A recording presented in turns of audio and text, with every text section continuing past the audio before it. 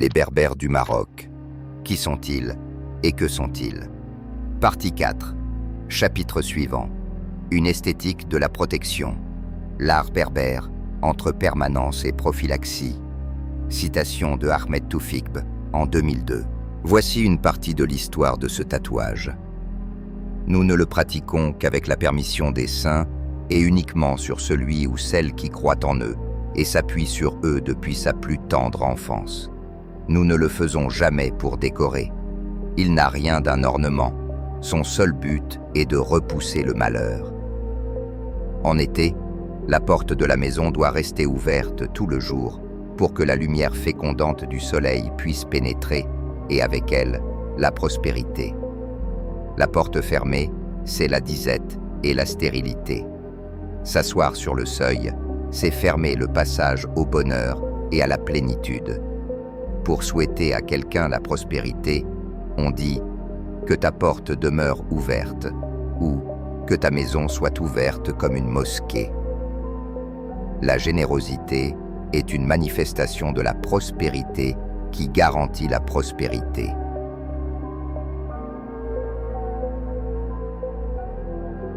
Les objets d'art berbères ont été négligés par une histoire peinant à leur trouver une place adéquate au sein du découpage en grande civilisation.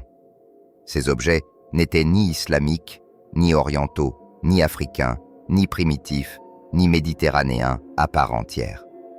Longtemps, aucune appartenance ne put leur être strictement accolée, jusqu'à ce que l'anthropologie de l'art propose d'en renouveler l'approche en revenant aux sociétés elles-mêmes et aux territoires agraires et pastoraux d'où ils provenaient.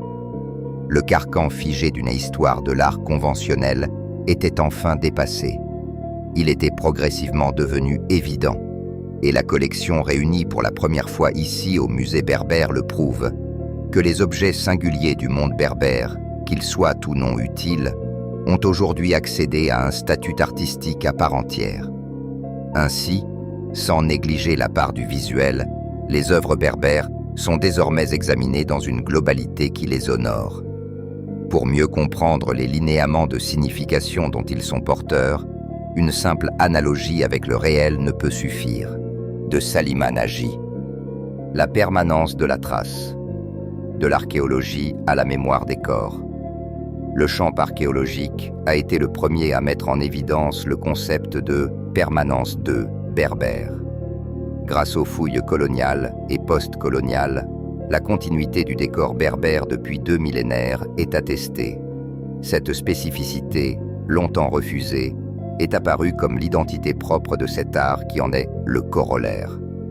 Le passé, ce substrat qui affleure aujourd'hui encore à la surface, comme un archaïsme qui persisterait, caractérise ainsi un art essentiellement géométrique. Il envahit toutes les surfaces en lignes verticales, en frises horizontales, en bandeaux ou panneaux d'arcature. Du corps jusqu'aux objets quotidiens, ces signes s'emparent aussi de tous les éléments architecturaux exposés au regard: portes, linteaux, façades et murs intérieurs des demeures.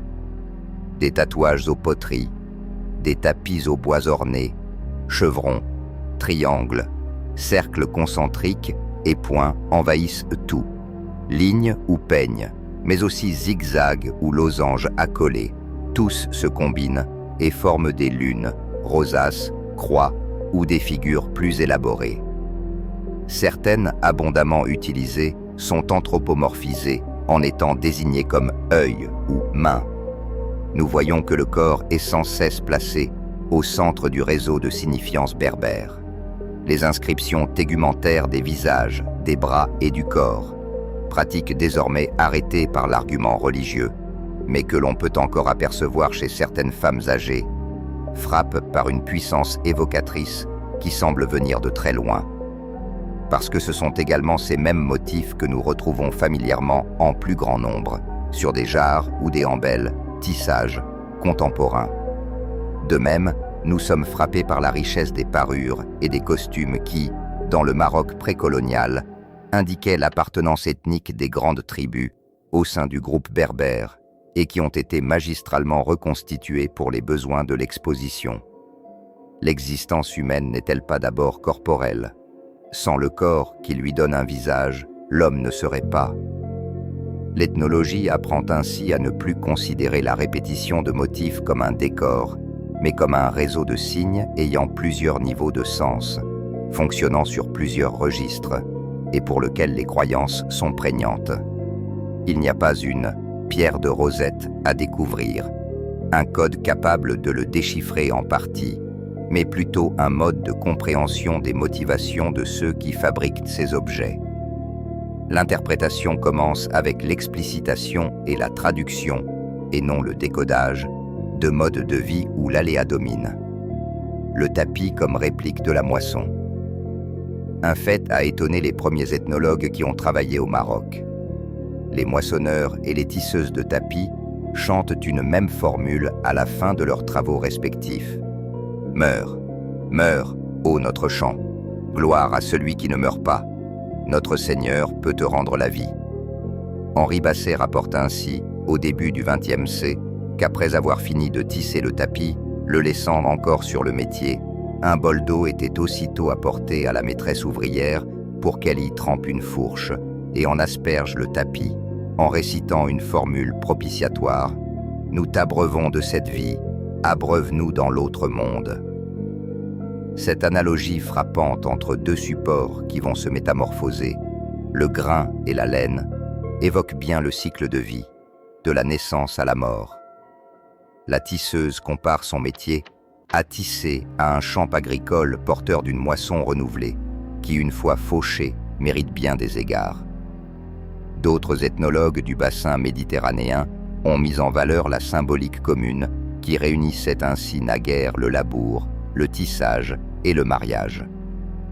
À la même saison et au même moment, chaque année, pour inaugurer les labours, pour célébrer un mariage ou pour ourdir un métier à tisser, le moment choisi est la lune croissante. Pendant cette période, en effet, le mariage conclu sera heureux, le tissage égal, les épis nombreux dans le sillon, serrés comme la laine sur un métier à tisser. En Kabylie, l'enfant est considéré comme un épi de blé. La notion de fécondité est au cœur de ces systèmes. Elle se manifeste sous des aspects divers et interdépendants, la fécondité des femmes entraînant la fécondité des champs et du bétail. La moisson est aussi un commencement. La mort des céréales apparaît comme le premier terme d'un cycle évolutif de l'enfouissement du grain dans le champ labouré à la résurrection du printemps. C'est autour de cette notion de mort du champ, du tapis, du grain, conçu comme un préliminaire à tout cycle d'existence, que s'articuleront les rites de moisson, d'ourdissage ou d'emmagasinement du grain, mais aussi les cérémonies du mariage ou de naissance.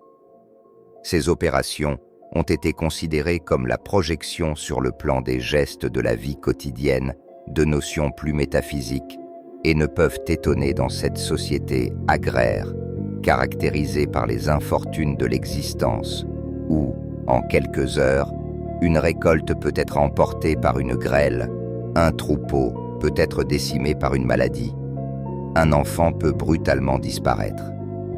Dans les rites associés à l'art, émerge un univers mental utilisant un système de projection symbolique qui ne reproduit pas le réel, le visible, mais qui cherche à marquer certains lieux stratégiques, emplacement de la demeure ou objet du quotidien, d'un sceau contenant ce rapport bénéfique et immuable au mystère de l'existence.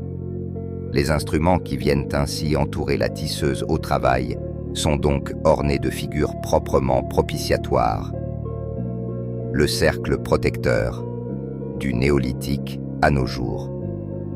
Cette rithologie que l'on retrouvera associée aux récoltes, aux enfants en gestation et par analogie à toute opération de création, corps, objets, bijoux, habitation, est ainsi liée à des croyances très anciennes qui remonteraient au néolithique ou à l'âge de bronze, mais que l'on peut aussi avec succès rapprocher de la notion de baraka, notion islamique, certes plus récente, mais qui, de façon syncrétique, semble avoir prolongé cet ensemble de croyances qui unissent protection et action. Dans les opérations de fabrication, Ces croyances porteront sur le signe et l'image des choses plus que sur les choses elles-mêmes. Responsable de la croissance, la baraka suscite la vie et peut démultiplier les richesses. Dans le monde islamique, on garde en effet, vis-à-vis de l'ignoré ou de l'invisible, des attitudes empreintes de crainte. La baraka est toujours associée à cette grâce originellement émise par Dieu, un flux bénéfique qui irradie sur les biens matériels, produits de la terre, sur les êtres ou les choses, un flux à la fois puissant, parce qu'il peut tout, et fragile, parce que tout cycle positif peut aussi brutalement cesser.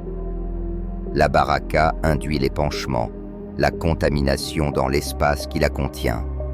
Elle environne l'air des moissons. Elle est présente dans tout réceptacle matériel, du puits à l'entrepôt à grains, mais aussi dans tout réceptacle spirituel comme un oratoire, un tombeau de saints, un espace sacré, un grenier collectif, Agadir ou Igrem. Sa puissance, qui appartient au pôle positif du sacré, lui permet d'agir par précaution face à un péril connu ou inconnu, à contrecarrer toute force hostile, à prévenir tout mal. Toutes ces acceptations connues de la baraka se rencontrent auprès des artisans, des femmes potières, mais aussi de simples paysans de l'Atlas. Tous, sans exception, exposent que derrière chaque geste ou pratique, chaque opération de transformation, est appelé ce bien de Dieu. Souvent, sans la nommer, on parle d'elle comme d'une évidence toujours recherchée et préservée par une éthique qu'il est inutile de formuler oralement devant autrui. Aujourd'hui, alors que la société agraire s'efface peu à peu au profit de modes de vie plus urbains, on murmure qu'elle s'en est allée, qu'elle est moins importante que jadis. On oppose le présent au passé avec nostalgie, en glorifiant une période dure, mais où, du fait de la précarité du quotidien, chaque geste était considéré comme vital et donc avait un sens. L'abondance se manifeste aux dépens de la vie. Fécondité et vie sont, dans les sociétés berbères, à la fois une promesse de pérennité du groupe et la peur d'un prélèvement de cette même énergie vitale. Loin d'être occultée, la menace de la catastrophe est acceptée selon un principe de compensation simple. Tout bonheur, tout malheur vient se rééquilibrer dans un réseau complexe de dons et de contre-dons, placés sous les auspices de forces cachées, mais jalouses de leur pouvoir sur la destinée des êtres. Les provisions placées dans les igoudards, les greniers collectifs du Maroc, comme dans les grandes jarres ornées de kabyliers, appelées ikoufan, sont toujours mises sous la garde des forces invisibles, grâce aux symboles façonnés directement dans l'argile des poteries, montés dans le maçonnage de la pierre ou tracés, gravés et peints sur les portes. Par ailleurs, régulièrement, le sang d'un sacrifice animal peut venir assurer et renouveler cette abondance. Enfin, de multiples précautions sont prises pour que le grain déposé ne diminue pas trop vite. Le père de famille prélève avec parcimonie ce qui est nécessaire au quotidien du foyer, évitant toujours de donner le sentiment de l'abondance, source de tous les gâchis. Le grenier collectif est bien l'économe du foyer. De même pour la laine, la tisseuse se garde de tout exposer, pour éviter le sentiment de la démesure. La foi inscrite en chacun de ces gestes, de ces signes, de ces ornements gravés ou peints, génère un climat propice.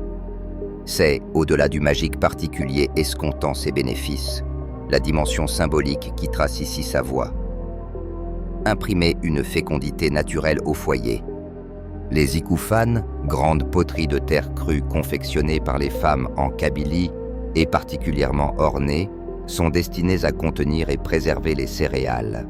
Les ikoufan sont badigeonnés comme les murs de la maison, avec un engobe très liquide, renouvelé chaque année. Le plus courant des ornements en relief est une ligne ondulée ou brisée de chevrons qui porte le nom d'Izerman, Azrem, ligne serpentine souvent rencontrée dans le décor des portes d'Afrique du Nord qui renvoie au serpent. Motif très répandu, cher à toute l'Antiquité méditerranéenne, le serpent est identifié au signe de la résurrection et des morts. Également présent dans certains bijoux, largement associés à des motifs de graines, le renouvellement de la vie, la fécondité, la renaissance du grain enterré sont donc sollicités dans ces figurations de motifs, souvent très anciens, et qui ont perduré dans l'époque contemporaine au point de devenir des symboles. Les autres motifs, qu'il est facile de comparer avec les signes de fécondité du très ancien patrimoine méditerranéen, ont souvent perdu leur signification, leur nom ayant été traduit par de pudiques euphémismes. Le motif, dit Ibzimène, les fibules, symbolise la femme. Symboles de fécondité qui seront répétés jusqu'à nous, même s'ils ne sont pas toujours connus dans la complexité de leur signification par ceux qui continuent à les utiliser aujourd'hui. On ne les comprend en effet que dans leur lien à des pratiques votives antiques complètement assimilées. Perdure une graphie identifiable déroulée comme une grammaire de signes. Si les auteurs les reproduisent en silence, ponctuellement, telle une résurgence du sens, leur signification est clairement énoncée. Ces pratiques visaient bien à associer les grains endormis à l'inépuisable fécondité des morts. Plein de la puissance fécondante de la terre des morts, le grain entouré des signes et des rites va garder dans les jarres et les silos, jusqu'au labour, le pouvoir mystérieux qui le fait germer en épis nouveaux et calmer la faim des ventres vides. Une graphie très rectiligne, identifiée notamment sur les vases peints dits de Tidis, retrouvés dans une basina, caveau tumulus à Chapelle, daté de 250-110 avant José, qui avait une fonction funéraire évidente et dont le décor ne peut être dissocié de cette destination où pourrait bien figurer l'âme du mort. Tout permet de penser qu'au-delà d'offrir au corps les subsistances matérielles et magiques nécessaires à sa survie, les anciens berbères croyaient qu'une partie spirituelle, âme ou e-souffle de vie, empruntant un navire symbolique ou prenant son essor comme un oiseau dans le ciel ou un coursier dans la plaine, rejoignait les dieux dans un autre monde. Des propos qui ne sont pas sans rappeler l'idée connue en ces territoires d'âmes végétatives nefs et ruh, souffle de vie. Ainsi, toute augmentation de fécondité apparaît dangereuse dans la société berbère, et il faut maintenir un équilibre constant entre la vie et la mort donnée. Une graphie très rectiligne, s'adaptant à toutes les formes, à tous les volumes et supports, et qui, tout en restant rigoureusement rigide, intégrerait également des motifs nouveaux. Car permanence n'indique pas que le conservatisme est absolu. Elle maintient, explique G. Camps, des traditions techniques simples associées à des comportements artistiques qui ressurgissent alors qu'ils semblaient avoir été éliminés depuis longtemps. Ce concept de permanence berbère est paradoxalement associé à une notion d'assimilation. Les apports extérieurs sont multiples, mais l'art berbère les absorbe et les assimile dans une surimpression intéressante sur laquelle nous reviendrons pour évoquer la période islamique plus récente. Fibule, femme et fécondité. L'on s'accorde souvent à dire que, visuellement, la fibule représente le féminin dans ses attributs sexués. Les fibules, épingles ornées, attachent entre eux les pans des vêtements sans couture. Variations autour du cercle et du triangle, chaque tribu possède les siennes. Chez les Berbères, ce bijou d'apparat est en effet d'abord un marqueur d'appartenance tribale, indicateur de la richesse de la tribu. La paire de fibules est la pièce maîtresse de la dot, LQMT, fournie par le père pour protéger sa fille, car en cas de répudiation ou d'abus du mari, celui-ci devra la restituer intégralement. Dans la société peu monétarisée précoloniale, mais disposant de mines d'argent, les bijoutiers élaboraient sur commande ces objets de prestige lors des périodes fastes du foyer. Une dot pouvait être constituée dès la naissance. En cas d'aléa, le bijou pouvait être mis en gage ou vendu pour permettre la survie de la famille. Hautement symbolique, Il est utilisé en de multiples occasions. Un rite observé dans le Haut Atlas occidental rapporte que lorsqu'était accueillie une nouvelle génisse au sein d'une demeure, l'épouse prenait soin de poser sa fibule d'argent sur le seuil pour que l'animal l'enjambe en entrant, de façon à rendre la vache féconde et la récolte prochaine plus abondante. Cette projection de la fécondité du foyer à tout ce qui l'entoure jusqu'au champ se manifeste par l'assimilation du seuil, qui représente la maison, aux atours de la femme, sein, maternité. La fibule posée sur le seuil et dans l'auge n'est, au fond, que la représentation de l'image féminine qui symbolise la fécondité. Un objet symbolique appellerait ainsi la protection, invoquerait la fécondité.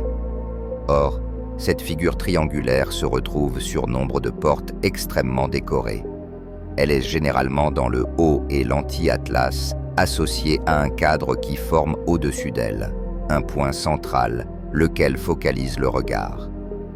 Cela suggère qu'un contenu très puissant habite ces figurations ou stylisations. Les artisans ciseleurs des Ait Wausgit désignent, aujourd'hui encore, ce médaillon central comme mraya, miroir, tandis que les figures triangulaires sont appelées kalala ou tizerzai, renvoyant bien aux fibules. Ce médaillon central sert clairement de repoussoir aux forces du mal, en même temps qu'il protège toute demeure. Ensemble, avec les fibules figurées, ils font office de talisman et de promesse d'abondance. Le lien entre une figure plastique triangulaire et son référent, sein, sexe, fertilité, a souvent été évoqué. Par ce rite, il prend tout son sens. On comprend que les demeures, parce que parées de cette figure féminine, sont garanties de fécondité, abondance, paix et autres valeurs positives. Elles donnent à voir de manière claire la symbolique dont on les charge. On peut donc conclure avec Bourdieu que la plupart des actions techniques et rituelles qui incombent à la femme sont orientées par l'intention objective de faire de la maison le réceptacle de la prospérité qui lui advient du dehors, le ventre qui, comme la terre, accueille la semence et, inversement, de contrecarrer l'action de toutes les forces centrifuges, capables de déposséder la maison du dépôt qui lui a été confié. Dans ce lieu sacré, ou du moins très protégé qu'est la maison, sanctuaire de la religion familiale, pour reprendre la formule de Germaine Laouste-Chantréau, ou encore de ce que l'on appelle la horma en ces régions, l'idée du foyer dans tout ce qu'il évoque de sacré autour de la famille, de la fertilité du couple et du quotidien agraire. Tout est mis en œuvre pour que le lieu soit bardé de vertus toutes prophylactiques, liées à la protection et à l'abondance. S'observent ainsi dans beaucoup de pièces berbères des références symboliques plus ou moins stylisées de la fécondité. Appliquées sur les portes, peintes, dessinées ou moulées dans du métal, sculptées, ces représentations se répètent, placées le plus souvent en doublon. Elles figurent notamment la fibule. Pourtant, si ces traits, ces signes, ces dessins reproduisent le plus souvent cet objet bien réel, la signification dont il est porteur dépasse l'objet de référence. Il faut noter enfin que des fibules ont été répertoriées sur certains sites rupestres très anciens du Draha, dont celui fameux de Fumchena, qui daterait au moins du second millénaire avant Jassé. Toutefois, les fibules, découvertes au beau milieu d'une faune préhistorique plus classique, peuvent aussi avoir été surajoutées à une date récente. Pictées, ces gravures seraient en effet réputées moins anciennes que les gravures polies aux traits profonds. Tout au plus peut-on noter leur présence symbolique en paire avec la fameuse chaîne qui les relie entre elles dans un environnement riche de signes divers, cupules, scorpions et autres énigmes, mais aussi inscriptions dites libyques. Depuis les premières découvertes, d'autres tables de gravure rupestres présentant des figurations triangulaires ont été mises au jour très récemment. Leur étude en cours ne manquera pas d'apporter des résultats complémentaires capable de révéler encore d'autres significations à cet objet singulier du patrimoine berbère. Vantaux ornés, médaillon central et fibule stylisée. Le dispositif miroir-fibule rencontré sur les portes de l'Atlas fonctionne ainsi comme un œil unique qui semble tatouer chaque entrée, chaque passage important d'un lieu habité. On rapproche les trapèzes et losanges du regard. Ils font comme les yeux. Tout un cortège de mots assaillirait ainsi toute personne, animal ou chose qui recevrait cette charge négative. Cependant, ce regard à intention malfaisante, la hyène, qui ne se verrait pas d'après la croyance populaire, peut être prévenu. Un coup d'œil vif, quelques mots appropriés, un geste significatif, des signes ou objets déterminés y parviendraient.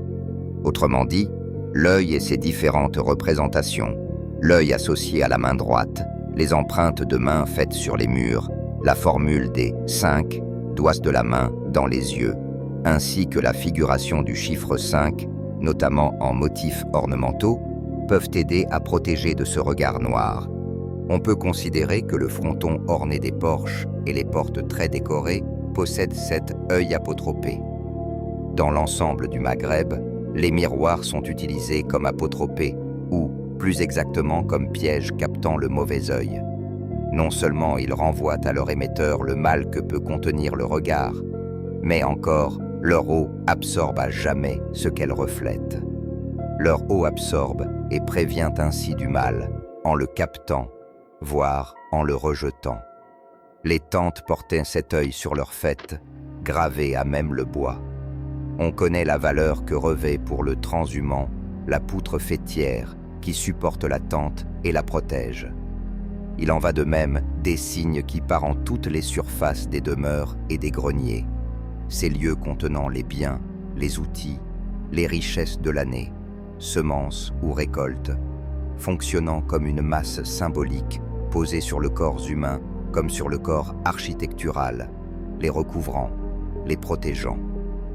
Dans beaucoup de sociétés, on a eu l'habitude de se prémunir du mauvais œil, ce mal qui nous viendrait d'autrui, notamment de l'envie d'autrui. Chez les Égyptiens, la spirale représentée sur tout support corporel est destinée à étourdir le regard de l'éventuel envieux et le perdre. Dans le Maroc profond, l'œil de l'envie, HSD, obéit aux mêmes fonctions. Comme le pourtour de la demeure, la porte fait face à toute personne susceptible de pénétrer dans l'enceinte du foyer. Elle est la limite la plus importante du bâtiment et doit pouvoir contribuer à éloigner les calamités tout en s'assurant des forces positives. Filtres domestiques et rituels de protection. Si certaines limites spatiales sont ainsi respectées de diverses manières, par des paroles, des attitudes, des figurations particulières, mais également par certains rituels spécifiques auxquels participe tout décor de porte, c'est qu'elles marquent ou établissent des frontières entre, d'une part, l'extérieur hostile et incontrôlable, et, d'autre part, le domaine du foyer, essentiellement féminin, dont on a vu l'importance. Autrefois, les demeures étaient fortifiées. Aux qualités de solidité de la porte se surajoutaient les protections toutes symboliques des motifs. Lorsqu'un homme décide aujourd'hui de construire sa demeure, il attache toujours une importance considérable au premier linteau de la future porte d'entrée. Un animal y est immolé au début et à la fin des travaux, essentiellement par respect pour les habitants premiers et invisibles du lieu dont parle le Coran, les djinns. Le rôle de filtre du seuil de la porte transparaît pareillement dans certains rites de passage comme la naissance ou le mariage. Selon les régions, la partie basse de l'entrée est ainsi nettement distinguée de la partie supérieure par le geste ou la richesse du décor employé. À ces différences attachées aux façons de vivre inhérentes à chaque localité, se greffent celles des procédés constructifs qui nécessairement les rejoignent. Véritable coiffe de la demeure. Les porches massifs en pierre de l'anti-Atlas occupent l'espace du sol au toit, prennent tout leur sens lors des cérémonies nuptiales où, depuis l'extérieur jusqu'à l'intérieur, ils semblent veiller sur l'événement majeur d'une vie. Repères spatiaux mais également réceptacles, ils signalent les bouches des maisons et soulignent l'importance symbolique que représente le franchissement sacré du seuil. Surimposition, force prophylactique et islam. De la même façon que sont accrochées des amulettes ou que sont respectés un certain nombre de rituels liés à des espaces précis de la maison, les signes ou motifs gravés à même les surfaces des façades, sculptés, tissés ou peints sur divers supports des murs et du mobilier de la demeure, semblent participer de cette volonté de créer des écrans, des filtres, des protections multiples contre tout mal. Ces écrans, tangibles lorsqu'il s'agit d'une ornementation, amulettes, parures, objets divers, imperceptibles lorsqu'ils renvoient aux forces invisibles du mal, gestes, phrases, pratiques, doivent pouvoir rester puissants pour empêcher l'extérieur incontrôlable de nuire. La parole de Dieu est la première de ces protections. Les signes, écritures sacrées, amulettes, motifs précis, paroles ou rites forment un ensemble de protections plus ou moins codifiées. Les décors, les signes gravés ou peints apparaissent donc comme des surimpositions où se mêlent islam et signes prophylactiques moins immédiatement identifiables dont nous avons pu mesurer l'ancrage dans chacune des cultures identifiées venues façonner cet héritage culturel. Cela induit un double mouvement dans les œuvres étudiées. D'une part, l'archétype ancien et collectif qui continue de jouer, tandis que le modèle islamique des villes, entendu comme un schéma inflexible au vocabulaire plastique presque mathématique, prend d'autre part le dessus, plaqué sur l'art local. Ceci est fortement perceptible dans les bois peints. Les artisans ruraux, tout en se réclamant de l'islam, parce qu'il est sacrilège et honteux de sortir du schéma de la tradition, ont toutefois une identité plus personnelle qu'ils ne le souhaiteraient peut-être eux-mêmes, et dont semblent témoigner leurs œuvres. Les bois sculptés des portes berbères sont ornés selon les lois de la géométrie qui caractérisent l'art islamique. Pourtant, une identité toute locale continue de les caractériser. Les surfaces à décorer ne sont généralement pas d'un même tenant. Elles présentent une série de petits panneaux. Les carrés, les trapèzes et les étoiles s'imbriquent pour donner des compositions très rythmées, parfaitement équilibrées. Comme à la ville, le compas est pour une large part utilisé. Pourtant, si l'on examine attentivement l'exécution des motifs à champ levé, on remarque un tracé très régulier, répétitif, mais d'une géométrie qui nous est familière, où l'on retrouve davantage ce vocabulaire rencontré précédemment pour les arts berbères, déjà cité du tapis ou de la poterie, qu'un vocabulaire purement islamique. Le champlevage ignore le modelé. Les arêtes sont vives, comme pour la sculpture des hauts reliefs sur pierre. Aux traits de gouge qui creuseront la matière, la pointe sèche permettra de fignoler une décoration gravée que viendra souligner encore la symétrie de la composition. Dans ces rues de montagne, même si le modèle est de l'art des villes, il n'a cependant pas pu être maîtrisé jusqu'au bout. Il n'en est qu'une image transplantée. Les figures du cratème ou celles de l'arc outrepassé, de l'arc en fer à cheval ou en plein cintre, reviennent souvent dans les décorations intérieures, affirmant l'intrusion de l'architecture islamique. Elles apparaissent rapportées comme prélevées dans un vocabulaire étranger, où elles sont, au contraire, fondues dans un rythme propre. Elles peuvent, par exemple, en niche d'arcature, être confondues avec les rosaques sur tige, évidées, caractéristiques du patrimoine berbère, et qui, souvent très ajourées dans l'art du bois, formeront le début des compositions et les divisions enregistrent des vantaux sculptés, comme pour cette porte de bois ancienne de la Tigremt Ait Allah, des Ait Ougrour de Tiflit. Le décor en ajour laisse voir un contrefond gravé, puis peint. Les clous soulignent l'horizontalité des 4 registres, alternant des éléments statiques en bandeaux et des éléments tournoyants de rosaces et crotales. Une arcature triple surplombe un carré. Aux angles de cette figure centrale, de petites lattes appliquées maintiennent un trapèze. Il décrit le motif mraya, miroir. Une rosace est gravée à l'intérieur. Il est bien cet œil apotropé protecteur des demeures. Entre legs patrimonial et art d'aéroport, malgré la richesse et l'intérêt d'un art ancré dans un passé dense de sens, malgré sa capacité à transcender la société dans sa totalité, imbriqué qu'il est dans les pratiques et les rituels quotidiens de protection ou dans ceux plus sporadiques de fabrication, cet art semble s'éteindre doucement. Les savoirs symboliques détenus par la génération passée sont actuellement disqualifiés.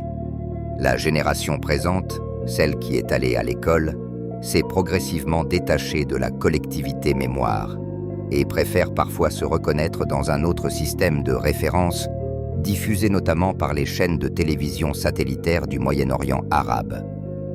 La jeune génération, filles et garçons, souhaite appartenir à d'autres catégories culturelles, porteuses d'une forme de modernité, au moins dans ses apparences matérielles. Les constructions et les artefacts produits ou consommés dans les territoires ruraux du Maroc semblent de plus en plus acculturés, avec des formes exogènes mal maîtrisées et des matériaux qui rompent avec les traditions locales de collecte. Nées du paysage dont elles semblent un ultime avatar, les architectures dites vernaculaires, construites jusqu'à une date très récente avec les matériaux disponibles sur place, étaient d'abord une adaptation fonctionnelle à un climat en usant au mieux des ressources locales. La pierre et la terre crue furent l'objet de mises en œuvre particulières, qui donnèrent naissance, autrefois, à des formes remarquables mais exigeantes, difficilement transposables dans le contexte constructif actuel, et qui sont, de fait, en grande partie abandonnées. Les architectures sans architecte, qui se sont formées sur la durée, disparaissent ainsi au profit de formes cubiques, simplistes, souvent hors échelle et dénuées de signifiance. La culture matérielle s'étiole parallèlement à ces changements. Le besoin de faire table rase du passé incite les plus fragiles à accepter, par exemple, des échanges de portes métalliques clinquantes contre de vénérables portes en bois. On observe aussi de plus en plus de jeunes femmes délaisser l'apprentissage du tapis ou de la vannerie que seuls les plus pauvres continuent, par nécessité, à pratiquer, au profit de la broderie, car moins exigeante et permettant de décorer un salon à la mode urbaine occidentale. Ainsi, dès que sa condition sociale le lui permettra, la femme malma potière ou tisseuse, l'artisan pisseur ou forgeron abandonnera les pratiques léguées par plusieurs générations. Le travail des artisans locaux, forgerons ou ébénistes, est concurrencé par des objets industriels, lisses, qui proviennent de l'usine ou d'Asie, symbole du changement auquel beaucoup d'habitants du monde rural aspirent confusément. Les 15 dernières années se sont accompagnées d'un développement local sans précédent. Les routes et les services, eau, électricité, ont transformé le quotidien de villages longtemps déconnectés de la marche du monde, alors qu'auparavant, le notable enrichi tentait de sublimer les traditions locales, désormais, dans une hâte à démontrer sa nouvelle fortune établie dans les grandes villes, il se démène pour faire table rase d'un passé dont il veut à tout prix se départir. Ce mouvement généralisé entraîne de nombreuses destructions de sites, parfois extrêmement importants au regard de l'histoire et sans possibilité de fouilles préventives ou de toute mesure de sauvegarde. Les bâtiments qui actuellement mériteraient d'être documentés et relevés scientifiquement sont les mosquées rurales malheureusement peu étudiées et particulièrement menacées par le désir soudain de toutes les communautés de se doter d'un lieu de culte neuf, reprenant des formes urbaines standardisées. Or, ces nouvelles mosquées sont édifiées sur le site des plus anciennes et effacent l'empreinte de l'histoire de l'islam marocain dans ses spécificités. De cette culture matérielle ne risquent d'être conservés que les objets. Ces derniers, à la faveur de musées ou de collections privées dans le monde, ont été sauvés de l'oubli, arrachés de leur contexte de production premier. Portes, plafonds, piliers, sont désormais reproduits, volontairement vieillis, pour une clientèle internationale désireuse de décorer un intérieur contemporain, d'un objet ethnique à forte capacité évocatrice.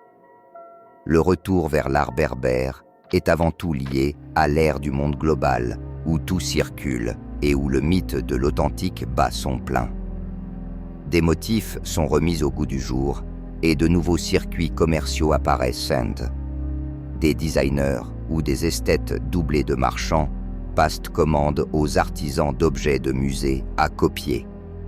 Si les mains qui œuvrent sont encore celles de l'artisan, celui-ci n'agit cependant plus dans le cadre de la commande de son groupe d'appartenance. Il agit désormais pour cet homme ou cette femme, extérieur au groupe, intermédiaire entre un goût et un marché national, voire international, souvent touristique. Dans ce cadre-là, il y a souvent échange, et sa verve de créateur indépendant est souvent sollicitée. De l'art du quotidien prélevé sur site, nous voici parvenus au World Art commandé pour répondre à un besoin commercial extérieur. On appelle art d'aéroport tout objet détenant une forme de beauté ou rappelant les objets ethnographiques qui peuplaient le quotidien des sociétés pré-industrielles. L'objet est d'aéroport dans la mesure où il est fabriqué pour être non plus destiné à la communauté culturelle de l'artisan qui l'a fabriqué, mais pour être vendu à un touriste ou un étranger. Dans les souks de Marrakech ou de Zagora, chez les bazaristes, on peut trouver des objets, fabriqués aujourd'hui, dits anciens, mais dont la patine n'est pas toujours naturelle. Cette production ne cesse de s'élargir pour répondre à la demande des décorateurs d'intérieur des capitales européennes ou des riads. Elle devient le pendant de la démarche inverse qui fait acquérir chez les ruraux tout un arsenal d'objets industriels. Les artisans, dans ce contexte, n'ont d'autre choix que s'adapter au nouveau marché.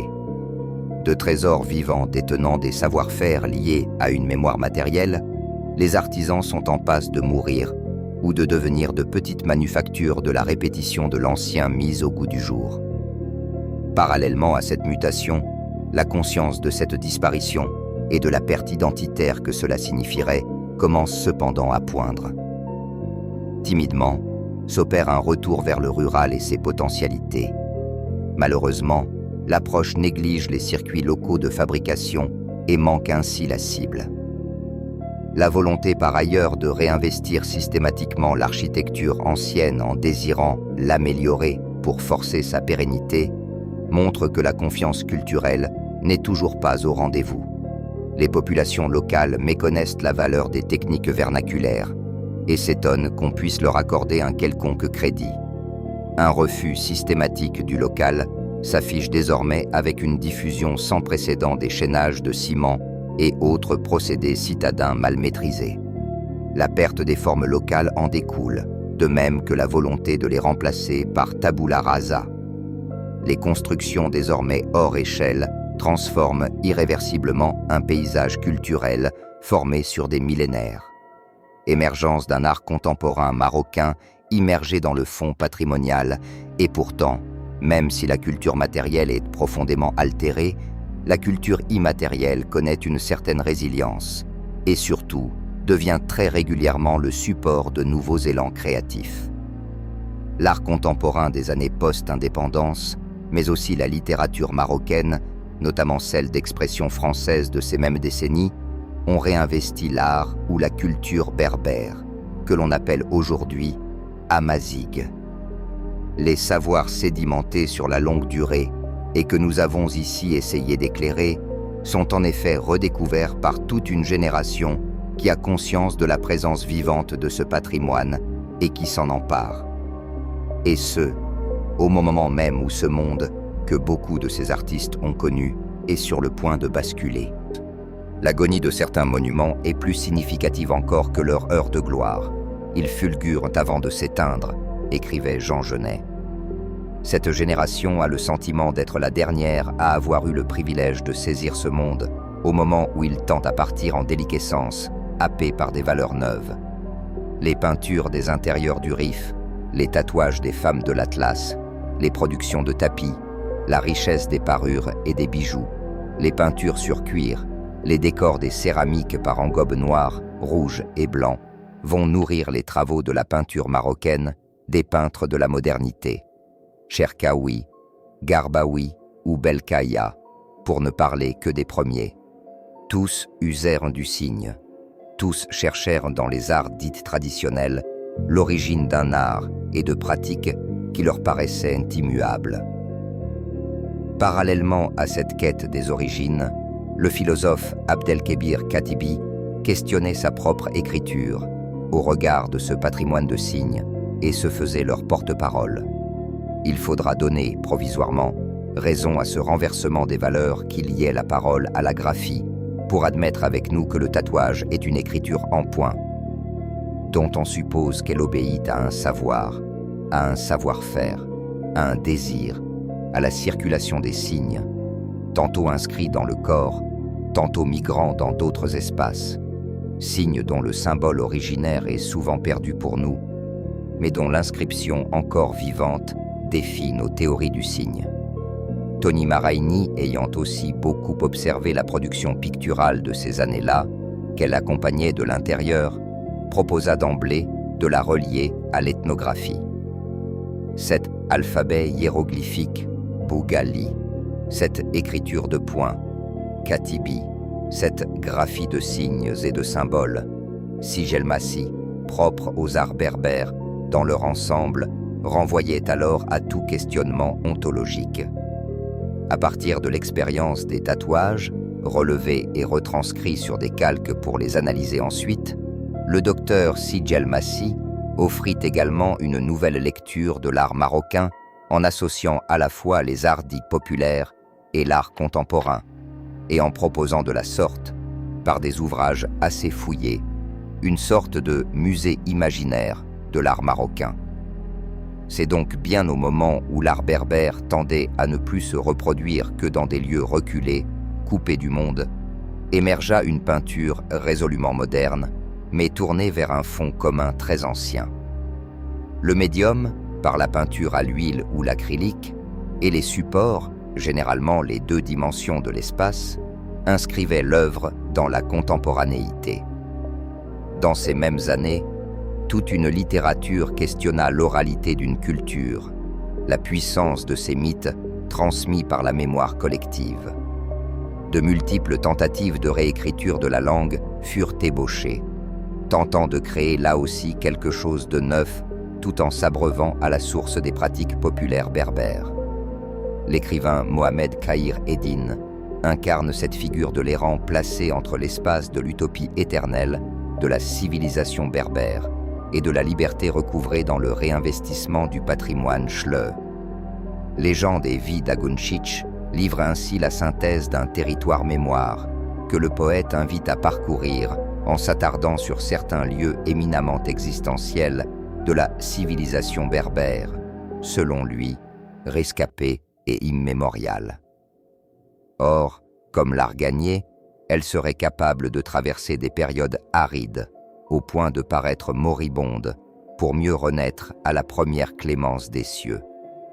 Face à la nostalgie ou à la muséification qui ne viennent qu'attester d'un temps désormais révolu, il semble nécessaire de soutenir un souffle créatif, seul à même de pérenniser cet héritage multiséculaire.